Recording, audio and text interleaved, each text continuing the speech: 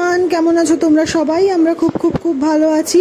আশা করি তোমরাও খুব ভালো আছো। তবে যে পরিমাণে তাপপ্রবাহ বেড়েছে তাতে ভালো থাকাটা দায় হয়ে পড়েছে।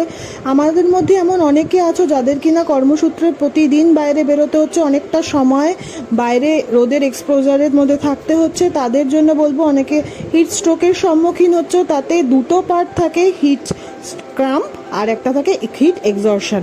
তো এক্সর্শনের কথাটা আগে আসি। দেখবে হয়তো তোমরা এটা ফিল করতে পারবে লক্ষণগুলো, যেরকম কিনা প্রচণ্ড ঘাম হচ্ছে, শরীর একদম কাঁপতে থাকছে, অস্বাভাবিক ঘাম, গরমে ঝলসে যাচ্ছ এরকম হচ্ছে, মাথা ঘোরাচ্ছে, বমি বমি ভাব লাগছে।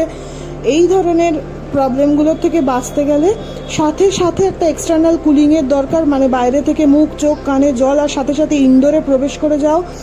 আর হাতে, কানে, ঘাড়ে, গলায় যদি আইস কিউব পাও সেটাকে অ্যাপ্লাই করো। প্রচুর ওআরএসএল এবং